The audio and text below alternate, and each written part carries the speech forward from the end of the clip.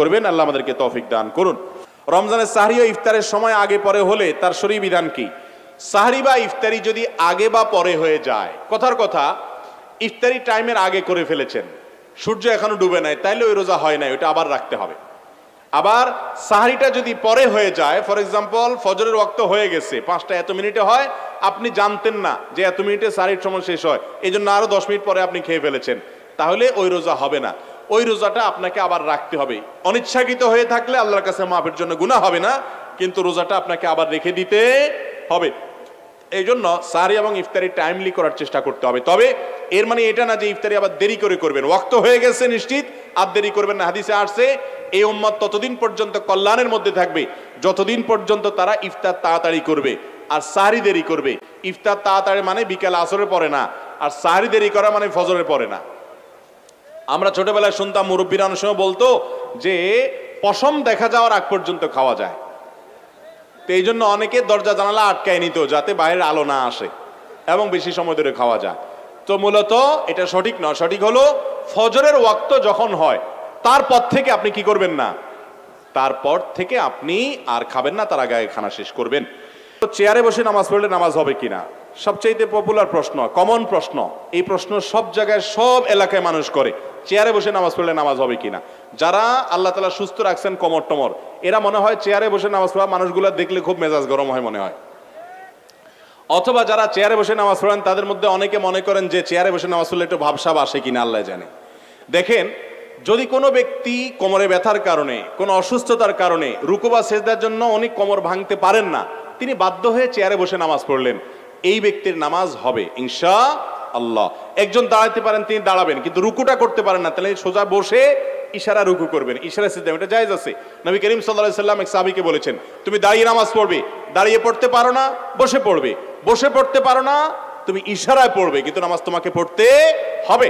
অতএব যদি কেউ চেয়ারে বসা ছাড়া স্বাভাবিকভাবে নামাজ পড়তে না পারেন, অপারগ হন, তার জন্য এটা জায়েজ আছে। কিন্তু আপনি একজন সুস্থ সবল মানুষ, গাছে উঠতে পারেন, ধান ক্ষেত নিরাইতে পারেন, দুনিয়ার সব কাজ করতে পারেন, লাফালাফি সব করতে পারেন, শুধু মসজিদে এসে একটা চেয়ার টান দিয়ে বসে যান, এই মানুষের নামাজ হবে না। যদি আপনার সক্ষমতা থাকে, অনেকে আছে শরীরটা একটু খারাপ লাগতেছে, আজকে একটু ম্যাজ করতেছে, চেয়ারটা বসে নামাজ পড়ে ফেললাম। অনেক ভাইরা আছেন মনে করেন যে নামাজ হবে না, নামাজ হবে না। বিশেষ করে ফরজ নামাজ হওয়ার কোনো রাস্তা নাই। ফরজ নামাজের দানটা একটা ফরজ, রুকু করা একটা ফরজ, সিজদা করা আরেকটা ফরজ, এগুলো করতে হবে। আপনি আল্লাহর সামনে এসে ভাবসাব নিলে, গোলামি করতে এসে আবার কিসের ভাবসাব, বিধায় নামাজ কিন্তু হবে না। আল্লাহ তাআলা আমাদেরকে বোঝার তৌফিক দান করুন। অতএব চেয়ারে বসে নামাজ পড়লে নামাজ হবে শর্ত সাপেক্ষে। আজকাল মসজিদগুলোতে এত চেয়ার হয়েছে, আমি সবসময় বলি যে মসজিদ নাকি আকিজ প্লাস্টিকের কোনো দোকান বোঝাই কঠিন। আজ থেকে 10 বছর আগে এত মাজা ব্যথার রোগী আমাদের দেশে ছিল না, আজকাল যত হয়েছে, হয়তো রোগী বেড়ে গেছে, হয়তো রোগী বেড়ে গেছে, কিন্তু আমাদেরকে মনে রাখতে হবে ওজন থাকলে জায়েজ আছে, ওজন না থাকলে একটু শরীর খারাপ দেখে আপনি চেয়ারে নামাজ পড়লে নামাজ হবে, ফরজ নামাজ হবে না। মা বোনদের জন্য রমজানে কিছু করণীয় বর্জনীয় আমল সম্পর্কে জানালে উপকৃত হব। রমজানে করণীয় বর্জনীয় পুরুষদের জন্য যা, মা বোনদের জন্য তা। যদি মাসিকরত অবস্থায় কোনো মা বোন থাকেন রমজান মাসে, তিনি রোজা ছাড়া আর রোজা এবং নামাজ ছাড়া সব আমল করবেন। তিনি তওয়াফ করবেন না আর রোজা নামাজ পড়বেন না, আমলের ক্ষেত্রে 3টা আমল করবেন না, এবং কোরআনে কারীমের তেলাওয়াত জমহুর উলামাদের মতে করবেন না। এছাড়া তিনি দোয়া দুরূদ করবেন, তিনি আল্লাহর কাছে দোয়া করবেন, হাত তুলে রোনাজারি করবেন, জিকির আজকার করবেন, ইস্তেগফার করবেন, দুরূদ শরীফ পড়বেন, ইসলামী বই পুস্তক পড়বেন, ইসলামের কথা শুনবেন, জানাবেন, এবং রোজাদারদের খেদমত করবেন, সৎ কাজের আদেশ দিবেন, অসৎ কাজের বাধা প্রদান করবেন, দাওয়াতি কাজ করবেন, সব ভালো কাজ করবেন। শুধু যেগুলো নিষিদ্ধ সেগুলো বাদে রমজান মাসের সব কাজ মাসিক অবস্থায় একজন মা বোন করতে পারেন। বিশেষ করে তারা গৃহস্থলী কাজ যখন করবেন, ওই টাইমে জিকির, ইস্তেগফার, দুরূদ, এই আমলগুলো অনেক বেশি করতে পারেন। যেগুলো পুরুষদের জন্য বিশেষ আমল, যেমন কথার কথা জামাতের সাথে নামাজ, সেগুলোর জন্য পুরুষদেরকে উৎসাহ দিবেন, এটা একটা গুরুত্বপূর্ণ আমল তাদের জন্য ইনশাআল্লাহ। জি, এরপরের প্রশ্ন, রোজা রেখে সারাটা দিন রাসূল আকরাম সাল্লাল্লাহু আলাইহি সাল্লাম কিভাবে কাটাতেন?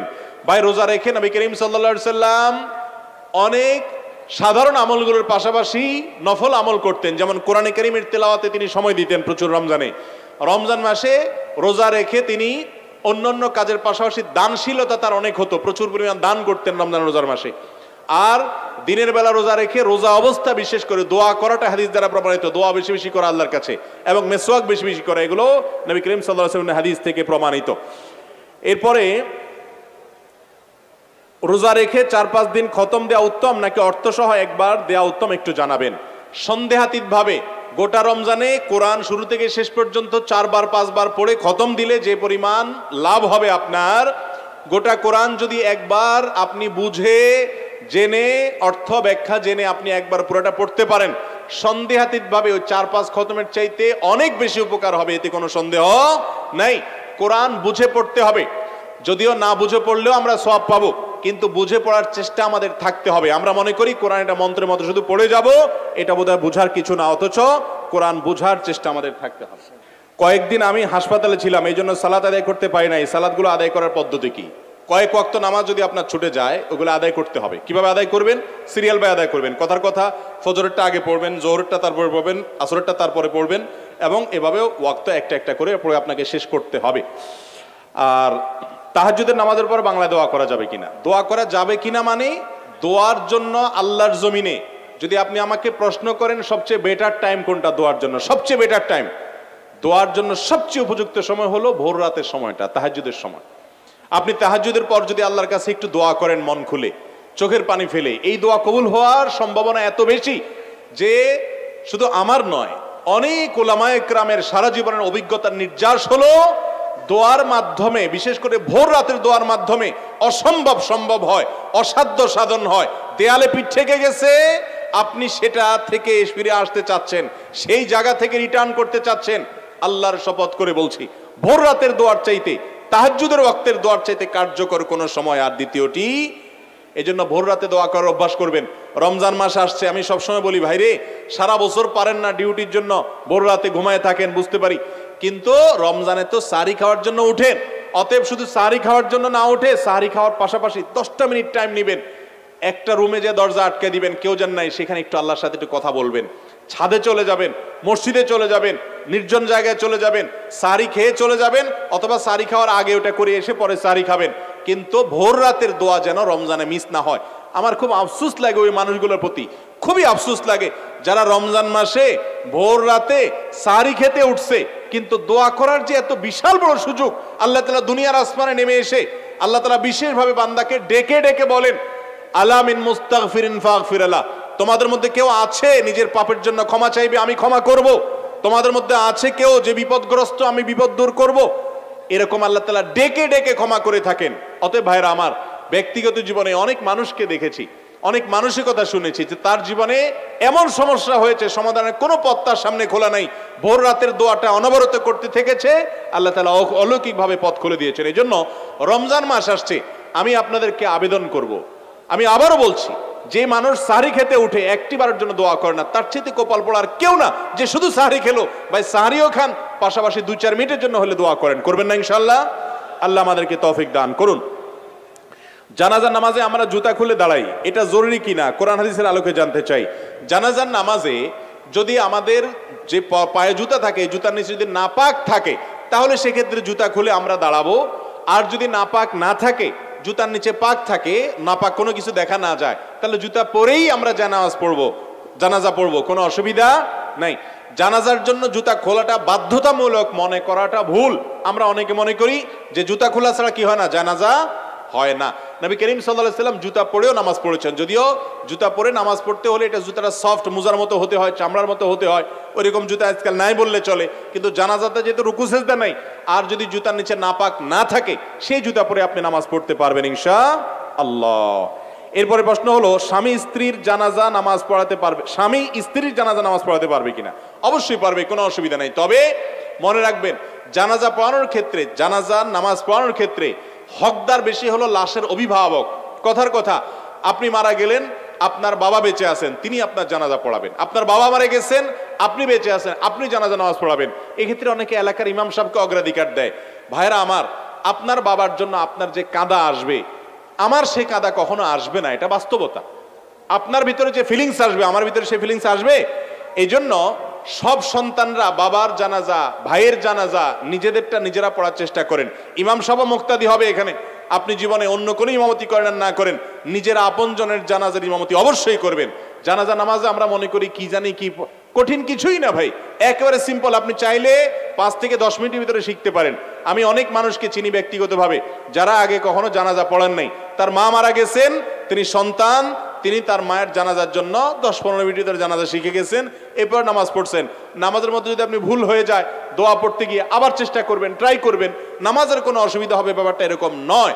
অতএব নিজের আত্মীয় স্বজনের জানাজা নিজে পড়বেন। স্বামী তার স্ত্রীর জানাজা অবশ্যই পড়তে পারবেন, পড়াতে পারবেন, কোনো অসুবিধা নাই।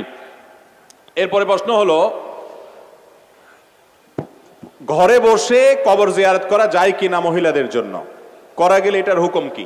জিয়ারত মানে সাক্ষাৎ। জিয়ারত মানে কি ভাই? কবর জিয়ারত করা মানে কবরবাসীর সামনে যাওয়া। আমরা কবর জিয়ারত কেন করি? 2 কারণে। কয় কারণে? নাম্বার 1, নবী করিম সাল্লাল্লাহু আলাইহি সাল্লাম বলেছেন, নাহাইতুকুম আন জিয়ারাতিল কুবুর ফাজুরুহাল আন ফাইন্নাহা তুযাক্কিরুকুম আল আখিরা। এক সময় তোমাদেরকে কবর জিয়ারত করতে নিষেধ করা হয়েছিল, এখন পারমিশন দেওয়া হয়েছে তোমরা কবর জিয়ারত করো। কেন? কারণ কবর জিয়ারত করলে আখিরাতের কথা স্মরণ হয়। কবর জিয়ারত করলে কি হয় ভাই? আখিরাতের কথা স্মরণ হয়, আল্লাহর কথা স্মরণ হয়, সেজন্য কবর জিয়ারত করতে হয়। ওখানে গেলে মরণের কথা মনে হয় যে আমাকেও আসতে হবে, নিজের লাভ। আর আরেকটা উদ্দেশ্য হলো কবরবাসীকে সালাম দেওয়া, তাদের জন্য শান্তির দোয়া করা। সালামুন আলাইকুম দারা কওমুল মুমিনিন, কবরবাসীরা তোমাদের প্রতি শান্তি বর্ষিত হোক, তাদের সাথে সাক্ষাৎ করা। তো এটা ঘরে বসে হয় না। মহিলারা ঘরে বসে দোয়া করতে পারেন মুর্দার জন্য, মুর্দার জন্য দোয়া করতে পারেন, অথবা কবরস্থানের ওয়ালের পাশ দিয়ে গেলেন তখনও তারা সালাম পেশ করতে পারেন। কবরস্থানে তারা গিয়ে জিয়ারত করবেন কিনা এটা নিয়ে ফুকাহাদের মধ্যে মত পার্থক্য আছে। হাদিসে আসছে লানাল্লাহু যাওয়ারাতিল কুবুর, এই হাদিসের ভিত্তিতে অনেক উলামায়ে কেরাম এটাকে মাকরুহ বলেছেন, অনেকে আর একটু কঠোরভাবে নিষেধ করেছেন, আবার অনেকে জায়েজও বলেছেন। তবে ঘরে বসে জিয়ারত করার কোনো সুযোগ নাই। আমার স্বামী আত্মহত্যা করে মারা গেছে, তার জন্য দোয়া করা যাবে কিনা? যদি দোয়া করা যায় তাহলে কি দোয়া করব? আত্মহত্যা করে যদি কেউ মারা যায়, এক হাদিসে আসছে সে ব্যক্তি জাহান্নামে যাবে, হাদিসের ভাষ্যে এও আছে সে চিরকাল থাকবে। কিন্তু এই হাদিসের ব্যাখ্যায় আহলুস সুন্নাহ ওয়াল জামায়াতের সমস্ত মুহাদ্দিসিন ফুকাহা ইকরাম যতজনের মতামত আমার নজরে পড়েছে, এটা নিয়ে আমি যথেষ্ট ঘাটাঘাটি করেছি, প্রায় সবগুলাই এই যে কেউ যদি এটাকে জায়েজ মনে করে ঈমান হারা হয়ে মরে তাহলে তার জন্য স্থায়ী জাহান্নাম। আত্মহত্যা করে মৃত্যুবরণ করা কবিরা গুনাহ, মহাপাপ। এরকম ব্যক্তির জন্য নবী করিম সাল্লাল্লাহু আলাইহি ওয়াসাল্লাম জানাজা পড়েন নাই। আত্মহত্যা করে মারা গেলে এলাকার ইমাম সাহেবরা, সম্মানিত ব্যক্তিরা জানাজা পড়াবে না, অন্যরা তার জানাজা পড়বে, যাতে করে অন্যরা আত্মহত্যা না করে, কারণ এটা বড় ধরনের কবিরা গুনাহ। তার গুনাহ আল্লাহ মাফ করবেন কিনা আল্লাহ ভালো জানেন, কিন্তু তার জন্য মাফ চাওয়া যাবে, আল্লাহর কাছে মাফ চাওয়াতে দোষের কিছু নাই। এরপরে প্রশ্ন হলো, কেউ যদি নিজে হজ না করে তাহলে কি সে অন্যের বদলি হজ করতে পারে? নিজের হজ যদি আপনি না করেন তাহলে অন্যের বদলি হজ আপনি করবেন না। যদি এটাকে অনেক উলামায়ে কেরাম, অনেক ফুকাহা ইকরামই জায়েজ বলেছেন মাকরুর সাথে, অর্থাৎ এটা করলে মাকরু হবে। নবী করিম সাল্লাল্লাহু আলাইহি ওয়াসাল্লাম এক ব্যক্তিকে, শুভ্রমা, তাকে দেখে নবী সাল্লাল্লাহু আলাইহি ওয়াসাল্লাম বলেছেন তিনি হজ করছেন, এবং হজ করার সময় তিনি তালবিয়ার সময় বলছেন, আল্লাহ এটা আমার অমুকের তরফ থেকে, সম্ভবত ভাইয়ের পক্ষ থেকে হজের নিয়ত করছেন। নবী সাল্লাল্লাহু আলাইহি ওয়াসাল্লাম বলেছেন তুমি নিজের হজ করছো? বলে না, করি নাই। তখন বলেন আগে নিজের হজ করো, এরপরে ভাইয়ের পক্ষ থেকে করবা। এই জন্য যে ব্যক্তি বদলি হজ করবে তিনি আগে নিজের হজ করবেন, তারপরে কি করবেন? বদলি হজ করবেন। এরপরে প্রশ্ন হলো, স্বামী মারা গেলে স্ত্রী তার স্বামী বাড়ি হতে 4 মাস 10 দিনের মধ্যে কোন কাজে বা অনুষ্ঠানে যেতে পারবে কিনা? স্বামী যদি মারা যায়, স্ত্রী তার বাড়ি থেকে 4 মাস 10 দিনের জন্য বের হবেন না। একান্ত অসুস্থ হয়েছে ডাক্তারের কাছে, এই জন্য বের হবেন। ইমার্জেন্সি কোনো কাজে বের হবেন, শোক পালনের অংশ হিসাবে বাড়ির চৌহদ দিতে থাকবেন। এর মানে এই না যে গৃহবন্দী হয়ে থাকবেন, তিনি বাড়ির আঙ্গিনা, উঠানে, আশেপাশে ঘুরবেন, কিন্তু অন্যত্র যাবেন না। এবং সেই সাথে তিনি অতিরিক্ত সাজগোজ যেটাকে বলা সেটা করবেন না, স্বাভাবিক যেটা আছে সেটা করবেন। আর সুগন্ধি ব্যবহার, স্পেশালি সুগন্ধি ব্যবহার করা, এগুলো থেকে বিরত থাকবেন। অলংকার ব্যবহার করবেন না এবং বিবাহ বন্ধনে আবদ্ধ হবেন না 4 মাস 10 দিন। এটা হলো স্বামী মারা গেলে স্ত্রীর জন্য ইদ্যত পালনের অংশ হিসাবে এই কাজগুলো তাকে করতে হবে। আমরা রমজান মাসে রোজা রাখি, কিন্তু ব্যস্ততার কারণে ঠিকমতো নামাজ পড়তে পারি না। বিষয়টা আসলে ঠিক কিনা? রমজান মাসে একজন রোজা রাখছে কিন্তু সময়ের অভাবে নামাজ পড়তে পারে নাই। এই লোকটার উপমা হলো ওই লোকের মতো যে লোকের পরনে লুঙ্গি আছে, মাথায় পাগড়ি নেই, সেজন্য সে লুঙ্গিটা খুলে পাগড়ি বেঁধে ফেলছে। লুঙ্গিটা খুলে পাগড়ি কেন বাঁধছে? পাগড়ি বাঁধলে সে মনে করে সব হবে, এই জন্য সে পাগড়ি বাঁধছে, বুঝলাম।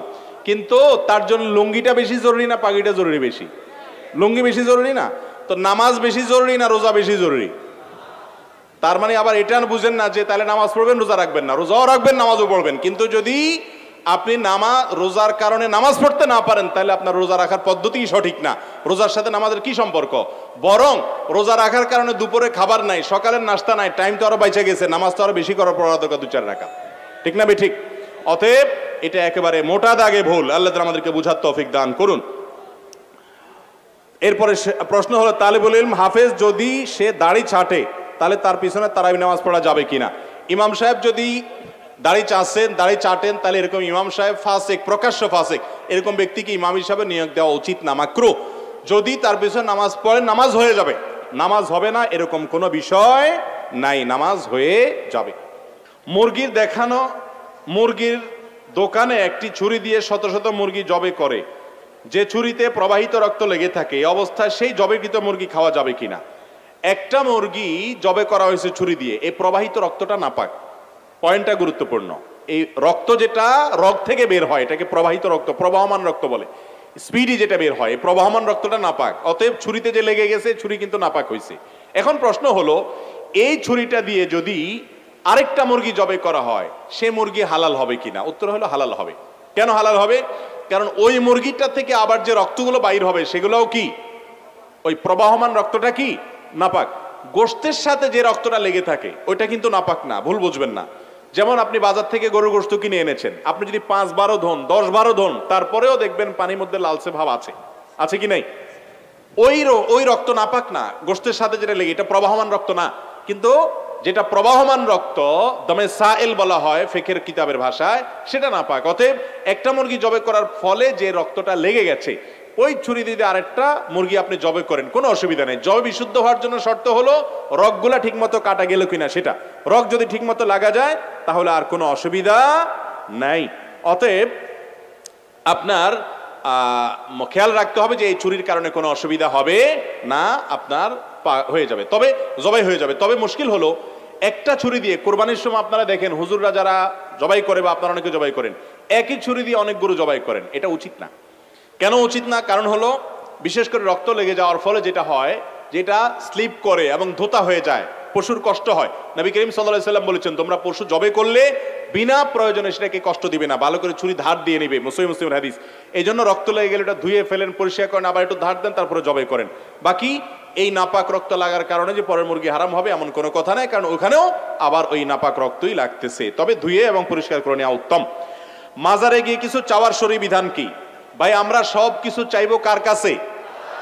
নামাজের মধ্যে সূরা ফাতিহাতে আমরা বলি ইয়্যাকা না'বুদু ওয়া ইয়্যাকা নাস্তাঈন, আল্লাহ আপনারই ইবাদত করি আর সাহায্য কার কাছে চাই? মাজারে। আল্লাহ আপনার ইবাদত করি আর মাজারে গিয়ে সাহায্য চাই, এই কথা বলছি? বলি আল্লাহ আপনারই ইবাদত করি আর সাহায্য কার কাছে চাই? আপনার কাছে একমাত্র সাহায্য চাই। ইয়্যাকা নাস্তাঈনের অর্থ আপনার কাছে সাহায্য চাই না।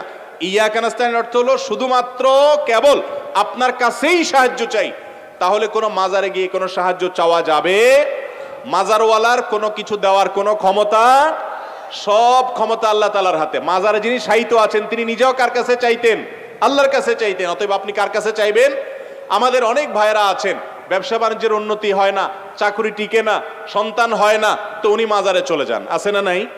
ওই মাজারওয়ালার কোনো পাওয়ার নাই, ওই মাজারওয়ালা নিজেও আল্লাহর কাছে চাইতেন। আল্লাহ বলেছেন উদউনি, তোমরা আমার কাছে দোয়া করো, আস্তাজিব লাকুম, আমি দোয়া কবুল করব। যেখানে আল্লাহ স্বয়ং দোয়া কবুল করেন, ওয়াদা করেছেন, সেখানে আপনি মাজারওয়ালার কাছে চাওয়া জায়েজ নাই। যদি কেউ মাজারওয়ালার কাছে চায় এবং প্রার্থনা করে এবং তাকে আল্লাহ রাব্বুল আলামিন যেরকম যা খুশি তা যা দিতে পারেন সেই ব্যক্তি এরকম দেওয়ার ক্ষমতা রাখেন, এই বিশ্বাস রেখে তার কাছে দোয়া করে, তাহলে সেটা শিরক হবে, ঈমান চলে যাওয়ার মতো বিষয় হবে। আল্লাহ আমাদেরকে বুঝার তৌফিক দান করুন।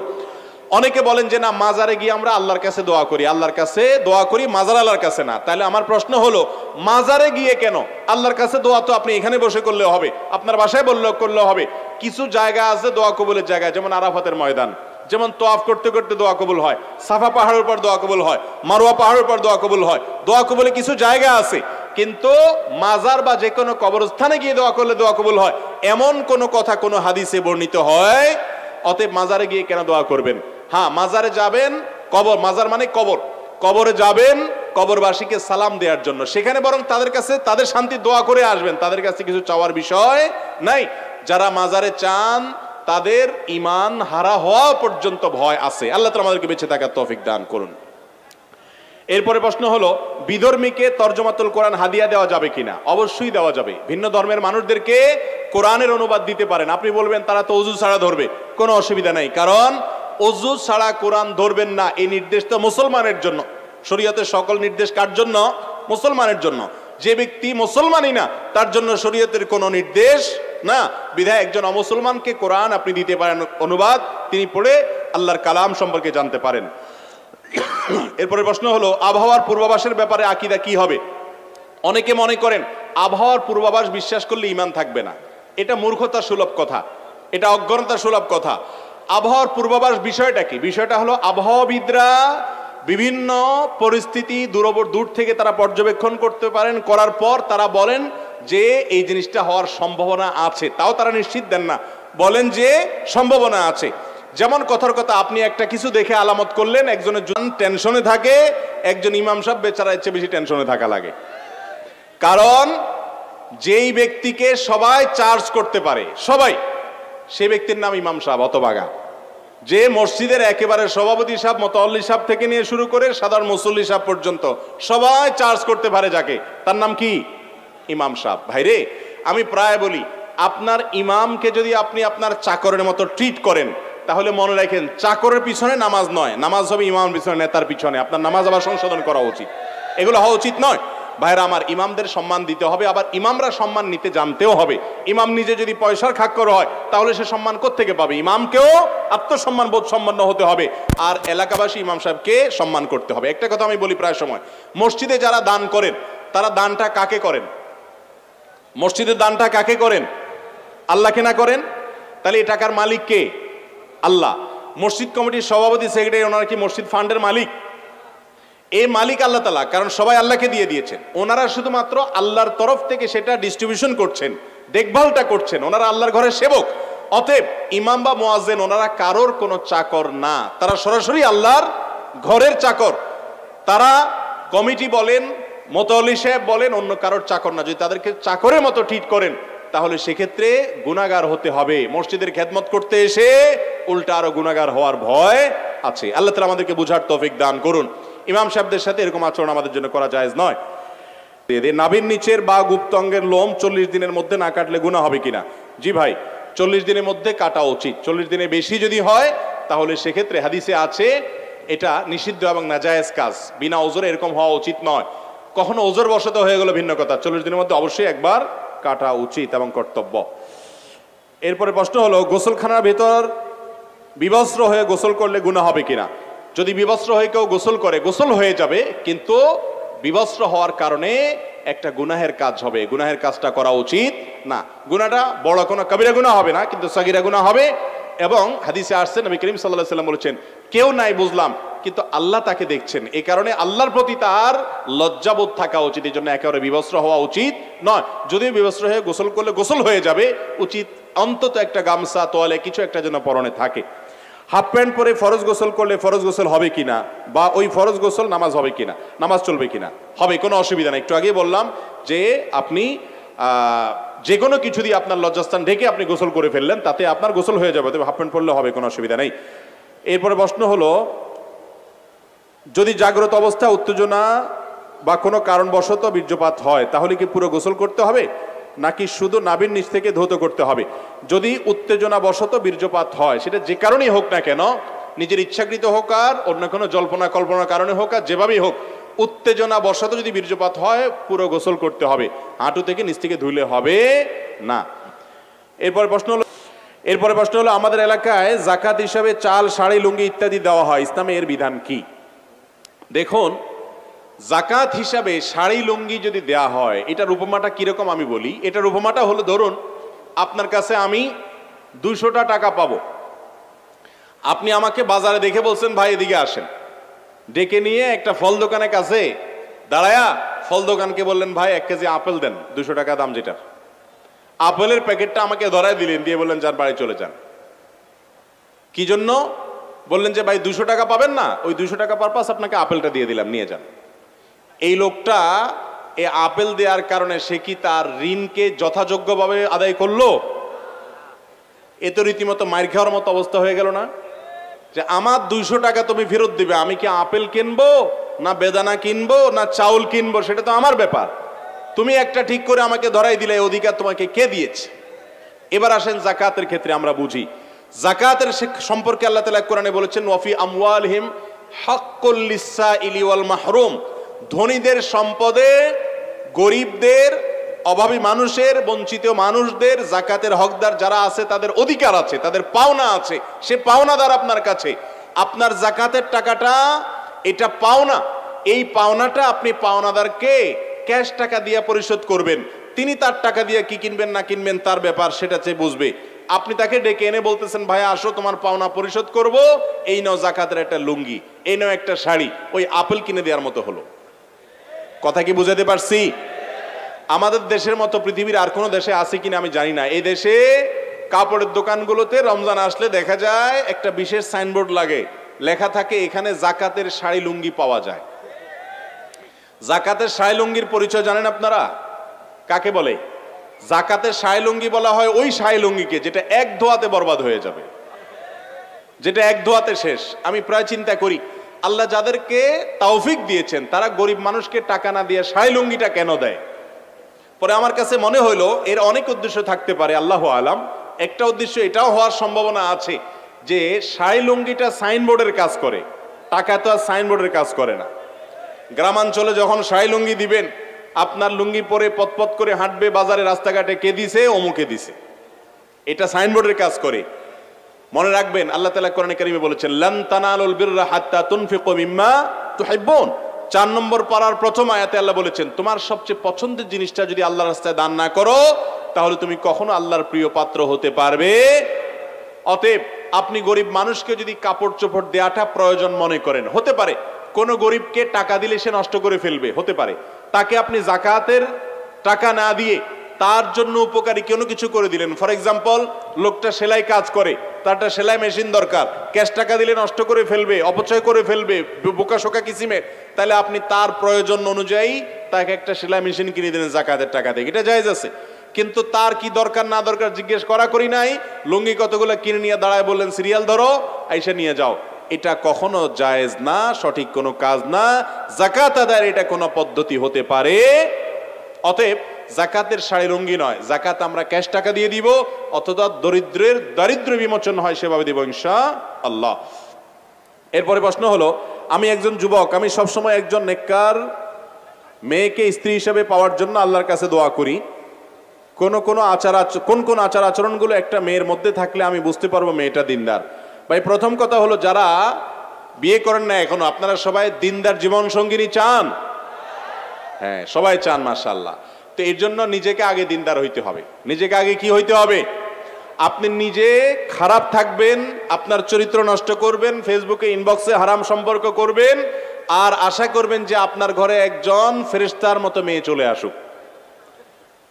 এটা কখনো বাস্তবসম্মত চাওয়া হতে পারে না। মনে রাখবেন, ভালো জীবন সঙ্গিনী চাইতে হলে আপনি নিজে ভালো হওয়ার চেষ্টা করতে হবে, এটা হলো প্রথম কাজ। আবার কেউ এখান থেকে সহজে যোগ বিয়োগ করে ফলাফল বের করেন না যে আমার যেহেতু চরিত্র ভালো না, অতএব আমার যে জীবন সঙ্গিনী আসছে এটারও মনে হয় চরিত্র খারাপ। এরকম সহজ সমীকরণের সুযোগ কিন্তু নাই, কারণ অনেক খারাপ মানুষকে আল্লাহ তাআলা ভালো মানুষ দিছেন না, দেন নাই। ফেরাউনের মতো খারাপ মানুষের ঘরে আসিয়ার মতো নেককার বিবি গেছে না, যায় নাই। অতএব আপনি খারাপ হলেও আপনার ঘরে আসা মেয়েটা ভালো হতে পারে। একজন মেয়ে বিয়ের আগেতে দিনদার কিনা কিভাবে বুঝবেন? এটার মতো কঠিন কাজ আল্লাহর জমিনে খুব কম আছে। আজকাল বিশেষ করে শুধু নামাজ কালাম দেখে লোকটা ধার্মিক এটা মনে করা এত সহজ নয়। বিশেষ করে পাত্রী নির্বাচনের ক্ষেত্রে সে ধার্মিক কিনা, আল্লাহ ভীরু কিনা, এটা বোঝার জন্য সর্বপ্রথম এবং প্রধান বিষয় হলো যে সেই মেয়েটা শতভাগ পর্দা মেনটেন করে কিনা। পর্দা বলতে বোরকা পরা না, পর্দা বলতে হাত মোজা পা মোজা না, পর্দা বলতে তার জীবনে সামগ্রিকভাবে মাহরাম নন মাহরাম মেনটেন করে কিনা। মাহরাম নন মাহরাম মেনটেন বুঝেন? মানে হলো সে তার মামাতো ভাইয়ের সাথে পর্দা করে কিনা, চাচাতো ভাইয়ের সাথে পর্দা করে কিনা, খালাতো ভাইয়ের সাথে পর্দা করে কিনা, তার ওই বেহাইয়ের সাথে পর্দা করে কিনা, যাদের সাথে পর্দার বিধান আছে অথচ পরিবারের সদস্য কিংবা আত্মীয় স্বজন তাদের সাথে পর্দা করে কিনা। অনেক মেয়ে আছে বাহিরে বোরকা পরেন কিন্তু বাসা বাড়িতে আসলে পর্দার বালাই নাই। অনেক মহিলা বাহিরে পর্দা করেন, বাসায় এসে দেবরের সাথে পর্দা করেন না, এবং আত্মীয় স্বজনের মধ্যে যাদের সাথে পর্দা করতে হবে তাদের সাথে পর্দা করেন না। এটা কখনো সঠিক পর্দা হতে পারে না। একজন মেয়ের দিনদারিতার প্রধান দিক হলো তিনি আল্লাহর ফরজ বিধানটাকে বুঝে মানার চেষ্টা করেন, এক। দ্বিতীয়ত, ভালো মেয়ে, বিশেষ করে দিনদারি তার একটা বড় আলামত হলো তার ভিতরে দুনিয়ার মোহ থাকবে না। কি থাকবে না? দুনিয়ার মোহ। অল্পে তুষ্ট থাকবে। জীবন সঙ্গিনীর জন্য এই বিষয়টা অনেক গুরুত্বপূর্ণ, যে অল্পে তুষ্ট থাকা। যদি সে যা পায় সেটার উপরে সবর করতে পারে, সে যদি আল্লাহ তাআলার ফয়সালাকে মেনে নিতে পারে, সে যদি অল্পে সন্তুষ্ট থাকতে পারে, দুনিয়ার জীবনের বাস্তবতা বুঝে অনন্ত অসীমকালের আখিরাতের জন্য অপেক্ষা করে, এই মানসিকতা যদি কোনো মেয়ের মধ্যে থাকে, সে দিনদার ইনশাআল্লাহ। এটা কিভাবে বুঝবেন?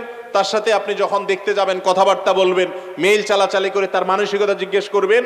আর সবচেয়ে বড় বিষয় হলো এই মেয়েটাকে পার্সোনালি যারা চিনে তাদের মাধ্যমে ভেরিফাই করবেন যে সে আসলে মাহরাম নন মাহরাম মেনটেন করে কিনা। বিয়ের আগে সব পাত্রী ফেরেশতা থাকে, সব পাত্র ফেরেশতা থাকে, ঠিক না ভাই? ঠিক।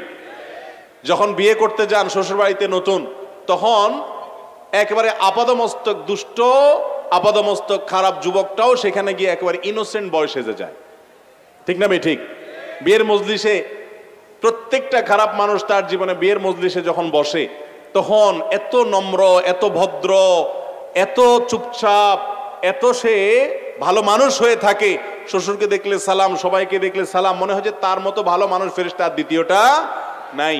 অতএব বিয়ের ওই মুহূর্তের ভালো মানসিকতার কোনো মূল্য, এটা দেখতে হবে ব্যক্তিগত জীবনে ওই মেয়েটা কতটা ধার্মিক, কতটা ইবাদত গুজার, কতটা আল্লাহর ভয় তার অন্তরে লালন করে।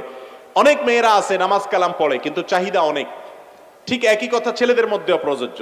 অতএব সে কখনো দিনদার বা জীবন সঙ্গী হিসাবে পারফেক্ট হতে পারে। এই জন্য এই বিষয়গুলোকে খেয়াল করবেন। এবং সর্বোপরি কোরআন এবং সুন্নাহর কাছে সারেন্ডার করার মতো মানসিকতা আছে কিনা। কোরআনে আছে, সুন্নাতে আছে, আল্লাহ তাআলার নির্দেশে আছে, রাসূলের হাদিসে আছে, আর কোনো কিছু বুঝাবুঝি নেই, আমি নিজেকে সারেন্ডার করে দিলাম, এ হলো মুত্তাকি, এ হলো পরেজগার, এ হলো দিনদার। এরকম জীবন সঙ্গী যদি পাওয়া যান, তো মনে রাখবেন এটা হলো আল্লাহর জমিনে সবচেয়ে বড় অ্যাসেট, সবচেয়ে বড় সম্পদ, সবচেয়ে মূল্যবান এবং দামি বিষয় হলো এটা। নবী করিম সাল্লাল্লাহু আলাইহি সাল্লাম বলেছেন, আদ-দুনিয়া কুল্লুহা মাতা, এই দুনিয়াতে সবকিছুই এমন করে আল্লাহ সৃষ্টি করেছেন যে এটার উপকারিতা আমরা ভোগ করি, উপভোগ করি, এনজয় করি। ওয়া খায়রু মাতা'আদ দুনিয়া আল মারআতুস সালিহা, জমিক আল্লাহ ভীরু, আল্লাহকে চিনে এরকম একজন দিনদার মেয়ে আসে, তার জীবনে যে সৌভাগ্য হবে, সে যে সম্পদের মালিক হবে, এই রকম সৌভাগ্য আর কারো জীবনে হতে পারে না। ফেসবুকে বেগানা নারী বা পুরুষকে ফ্রেন্ড লিস্টে রাখা যাবে কিনা। দেখুন, বেগানা নারী বা বেগানা পুরুষকে ফ্রেন্ড লিস্টে রাখার ব্যাপারটিকে অ্যাভয়েড করাটাই হলো তাকওয়ার দাবি। কারণ ফ্রেন্ড লিস্টে থাকার ফলে একে অন্যের সঙ্গে প্রয়োজন ছাড়াও চ্যাটিং করার সুযোগ তৈরি হবে। প্রথম হয়তো জিজ্ঞেস করবে যে আপা বাড়ি কোথায়, এরপরে হয়তো জিজ্ঞেস করবেন কি খাইছেন, এরপর আস্তে আস্তে নিচের দিকে নামবে। আল্লাহ রাব্বুল আলামিন এমনভাবে সৃষ্টি করেছেন নারী পুরুষকে, একে অন্যের কাছে যখন আসবে, যাদের সাথে বিবাহ বন্ধনে আবদ্ধ হওয়া হালাল, অর্থাৎ যারা আপনার গায়রে মাহরাম, অর্থাৎ যারা পরপুরুষ এবং পরনারী, এইরকম মানুষদের যত সংস্রবে আসবেন, যত সান্নিধ্যে আসবেন, নিজেকে আপনি নিয়ন্ত্রণ করতে পারবেন না। টুডে অর টুমরো, আজ হোক আর কাল, আপনি আস্তে আস্তে আপনার মনকে খারাপ দিকে নিয়ে যেতে বাধ্য। এটা আল্লাহ তাআলা সৃষ্টি করেছেন এইভাবে। আর এই জন্য আল্লাহ বলেছেন ওয়ালা তাকরাবুজ জিনা, তোমরা জেনার কাছেও যেও না। কারণ জেনা এমন একটা অপরাধ যে এটার কাছে গেলে এরপরে ওইটাতে পতিত হয়ে যায়, নিজেকে নিয়ন্ত্রণ করতে পারে। এই জন্য ফেসবুকে ছেলেরা ছেলেদেরকে, মেয়েরা মেয়েদেরকে ফ্রেন্ড লিস্টে রাখবেন। এবং যদি কোনো আপনার পরিচিত মেয়েরা থাকে, আপনার বোন, আপনার স্ত্রী, তাহলে যথাসম্ভব তাদের প্রাইভেসি যেন ঠিক থাকে সেদিকটা খেয়াল রাখবেন। তাদের প্রোফাইল পিকচারে এখনো পর্যন্ত ফেসবুক ম্যান্ডেটরি করে নেয় যে তার অরিজিনাল ছবি দিতে হবে, যে কোনো কিছু দিয়ে রাখা যায়। অতএব তার ছবি যেন অনেকে প্রদর্শন করে বেড়ায়, সে যেন না করে, এগুলো খেয়াল করতে হবে। এক কথায় ফিতনা থেকে দূরে থাকতে হবে। ভাই যেই জায়গায় ভয় আছে সেই জায়গায় আপনি হাত দিবেন না। এক জায়গায় কারেন্টের হাই ভোল্টেজের লাইন আছে, এই মুহূর্তে বিদ্যুৎ নাই, ওই জায়গায় আপনি হাত দিবেন কেন? দিবেন না। বিদ্যুৎ তো নাই, এখন সমস্যা তো নাই। হাত এজন্য দিবেন না যে এত হাই ভোল্টেজের লাইন, বিদ্যুৎ নাই, ঠিক আছে, যেই কোনো মুহূর্তে চলে আসলে আমার তো অবস্থা খারাপ হয়ে যাবে, কয়লা হয়ে যাব আমি। ঠিক একই ভাবে কোনো মেয়ের সাথে আপনার পরিচয় হলো, আপনি বলবেন যে হুজুর আপনারা এত খারাপ চিন্তা করেন কেন? দেখলেই কি মানুষ খারাপ চিন্তা করে নাকি? না ভাই, দেখলে খারাপ চিন্তা হয় না। তো প্রথমে বিদ্যুৎ থাকে না, একটা সময় বিদ্যুৎ আসে, এই বাস্তবতা অস্বীকার করা যাবে না। যদি বলেন যে না আমার বিদ্যুৎ কখনো আসবে না, তাহলে আপনি হয় মিথ্যুক, আর নাহলে অসুস্থ। আমি কি বুঝাতে পারছি? যারা সভ্য সাজেন, যারা ভদ্র সাজেন, তারা নিজের সঙ্গে মিলিয়ে নেন। ভাইরা আমার, আমি প্রায় সময় এই কথা বলি, ইসলাম যে আমাদের মা বোনদেরকে পর্দার বিধান দিয়েছে, এটা তাদেরকে খাটো করার জন্য দেয় না, এটা তাদের সেফটির জন্য দিয়েছে।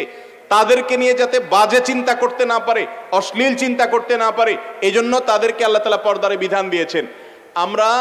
আমরা বাহিরে যখন বের হই, আমাদের সাথে আমাদের স্ত্রী, আমাদের মা বোন, আমাদের পরিবারের মেয়েরা যদি পর্দা ছাড়া খোলামেলা পোশাকে বের হয়, গোটা রাস্তাঘাটের যত মানুষ তাদের দিকে দৃষ্টিপাত করে, স্বাভাবিকভাবে যত মানুষ তাদেরকে দেখে, সবাই তাদেরকে নিয়ে কি চিন্তা করে? আপনি বলবেন সবাই কি আর খারাপ চিন্তা করে? দেখলেই কি খারাপ চিন্তা আসে? হ্যাঁ, অবশ্যই দেখলে খারাপ চিন্তা আসে না, কিন্তু 1000 মানুষ যদি দেখে, এর মধ্যে অন্তত কয়েকশো মানুষ তাকে মনে মনে ধর্ষণ করবে। এই বাস্তবতাকে অস্বীকার করতে পারে মিথ্যাবাদী অথবা অসুস্থ মানুষে। কোন সুস্থ এবং সত্যবাদী মানুষ এই বাস্তবতাকে অস্বীকার করতে।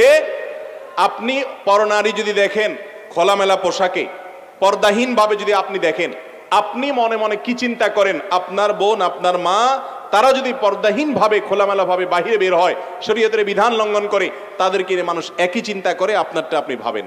অতএব আমাদেরকে পর্দার এই বিধানটাকে অস্বীকার করার কোনো সুযোগ নাই। এই বিধানটাকে আমাদের মেনে চলতে হবে। আল্লাহ আমাদেরকে বোঝার তৌফিক দান করুন। এরপরে অতএব ফেসবুকে মেয়েদেরকে বন্ধু হিসাবে যুক্ত করবেন না যারা আপনার গায়রে মাহরাম, যারা পরনারী, কারণ এর মাধ্যমে ফিতনার দুয়ার উন্মুক্ত হয়। কত সংসার ভেঙে খান খান হয়ে গেছে শুধু ফেসবুকে। ছেলে, পুরুষ লোকটা অন্য মেয়েদের সাথে বদমাইশির সম্পর্ক করেছে, মহিলা সে পরকীয়া লিপ্ত হয়ে গেছে, আছে না নাই? অতএব ভাইরা আমার, এই সোশ্যাল মিডিয়াকে যদি আপনি নিয়ন্ত্রণ করতে না পারেন, আপনাকে যদি ফেসবুকে ইউজ করে, তো আপনি শেষ। আপনি ফেসবুককে ইউজ করতে হবে, অর্থাৎ ভালোটা নিবেন, খারাপটা নিবেন না। আপনার বন্ধু তালিকায় গায়রে মাহরাম পুরুষ যদি মহিলা থাকে, অত বৃদ্ধা মানুষ, অথবা তার সাথে আপনার স্বার্থ সংশ্লিষ্ট কোনো বিষয় আছে, ধরুন আপনার অফিসের কলিগ, তার সাথে হয়তো আপনার ব্যক্তিগত অফিসের অনেক জিনিস আদান প্রদান করতে হয়, সেগুলো ফিতনামুক্ত ভাবে যেন করা যায়, সেটি নিশ্চিত করে তারপরে আপনি আপনার লিস্টে তাকে যুক্ত করবেন। এরপর প্রশ্ন হলো, আমার কথা বা কোনো কাজে ভুল পেলেই বন্ধুরা বা অন্যরা আমার দাড়ি নিয়ে কটু কথা বলে, যা কষ্ট লেগে যায়, আপনার মতামত কি? ভাইরা আমার, আমাদের সমাজে কিছু মানুষ দাড়ি রেখে ফেললে মনে করে লোকটা ফেরেশতা হয়ে যেতে হবে। এই জন্য অনেক মানুষ দাড়ি রেখে যদি উল্টাপাল্টা কিছু করেন, ভুলভাল কিছু করেন, তখন তার দাড়ি নিয়ে খোঁটা দেয় এবং দাড়ি নিয়ে এমন ভাবে কথা বলে লোকটা মনে হয় যে দাড়ি রেখে অন্যায় করেছে। ঠিক না ঠিক? একজন মানুষ দাড়ি রাখার পর একটা 2 নম্বরই কাজ করেছে, কথার কথা। আরেকজন মানুষ দাড়িও রাখে নাই, 2 নম্বরই কাজও করেছে। এই দুইজনের মধ্যে অপরাধের মধ্যে মাত্রা কার বেশি? যে দাড়িও রাখলো না, সে তো একটা ওয়াজিব তরক করলো, আবার একটা গুনার কাজ করলো। যে বেচারা দাড়ি রেখে একটা আকাম করছে, সে অন্তত দাড়ি রাখার কাজটা তো করছে, আরেকটা আকাম করে একটা গুনাহ না করছে, আরেকটা তো সে করলো না। ঠিক না ঠিক? আমাদের দেশে অনেক সময় দেখা যায় কেউ দাড়ি রাখলে বলে, ভাই দাড়ি রাখছো, দাড়ির ইজ্জত রক্ষা করতে পারবা? দাড়ির ইজ্জত রক্ষা করতে না পারলে দাড়ি রাখা ঠিক না। এই ফতোয়া শুনছেন আপনারা? এই ফতোয়া ভুল ফতোয়া, এটা কোনো সঠিক ফতোয়া না। দাড়ির ইজ্জত না রাখতে পারলে যদি দাড়ি রাখা না যায়, তাহলে ইসলামের ইজ্জত না রাখতে পারলে মুসলমানও থাকা যায় না।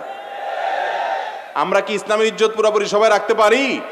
তাহলে আমরা ইসলাম কি ছেড়ে দিব? তাহলে একইভাবে দাড়ির ইজ্জত বলতে কোনো কথা নাই। একজন মুসলমান দাড়ি থাকুক আর না থাকুক, তিনি সব ক্ষেত্রে সৎ, ভালো, নেককার এবং আল্লাহর নির্দেশের পথে চলার চেষ্টা করতে হবে। দাড়ি রাখুক অথবা না রাখুক, এর সাথে দাড়ির কোনো সম্পর্ক। মনে রাখবেন, আপনি যে দাড়ি রাখতে না পারেন, এর কারণে আপনার ঈমান যাবে না, আপনি মুসলমান থাকবেন। কিন্তু কেউ দাড়ি রেখেছে, তাকে যদি তাচ্ছিল্য করেন, বিশেষ করে যুবকদের বলছি, অনেক তরুণরা আছে, নিজের কোনো বন্ধু হয়তো দাড়ি রেখেছেন, নামাজ পড়া ধরেছেন, তাকে নিয়ে আপনি ঠাট্টা করছেন, বিদ্রুপ করছেন। ঈমান ভঙ্গের কারণ আছে অনেকগুলো। অনেক উলামা ইকরাম বলেছেন 10টি কারণ আছে ঈমান ভঙ্গের। এই কারণগুলোর কোনোটি পাওয়া গেলে আপনি ইসলাম থেকে খারিজ হয়ে যাবেন, সাথে সাথে বেঈমান হয়ে যাবেন।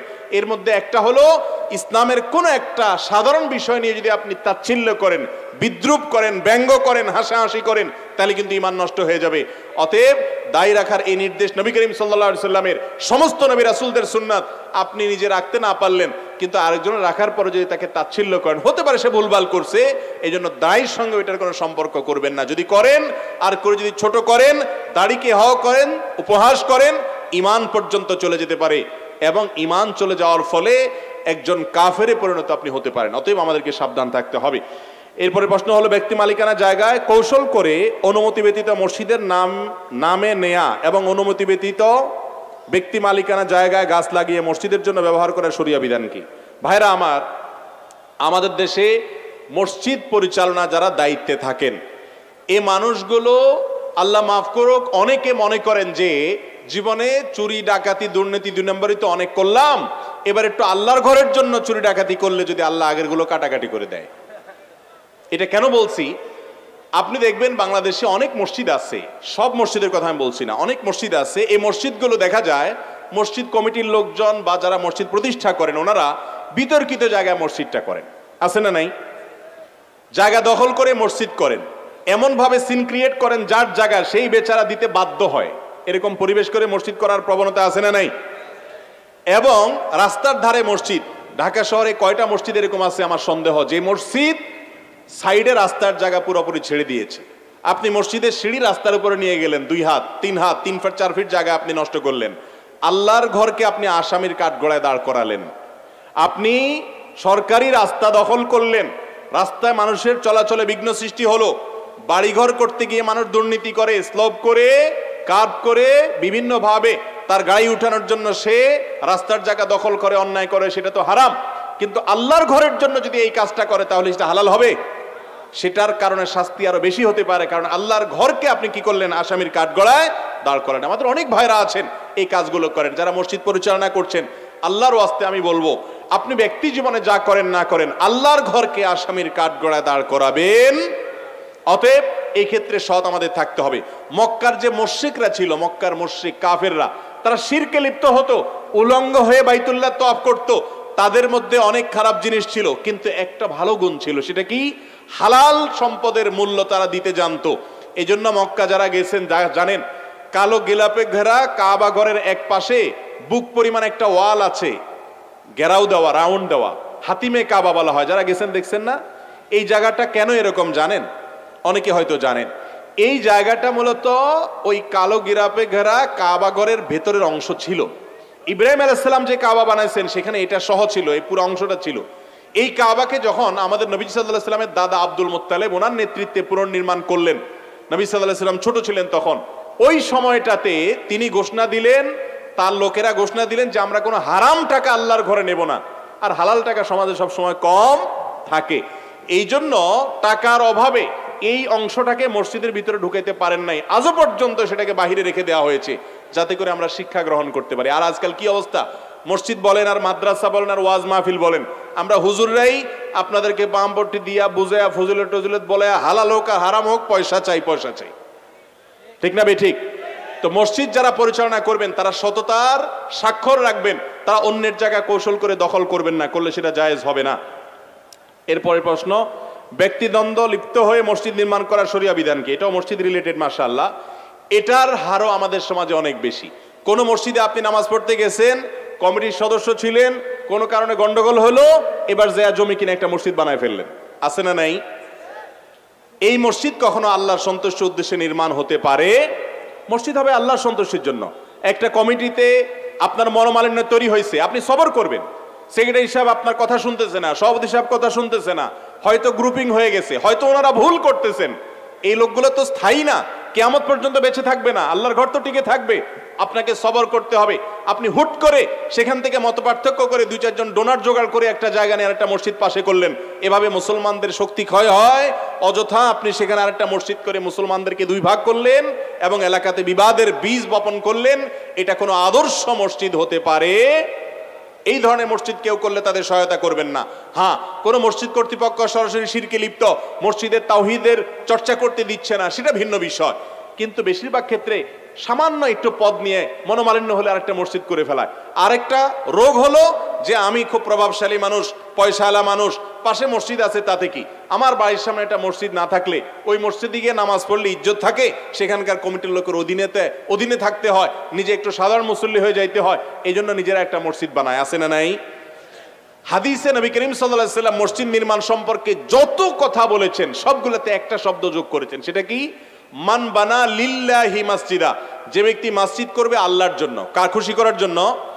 আল্লাহর খুশির জন্য যদি মসজিদ করেন তাহলে আপনি বিনিময় পাবেন।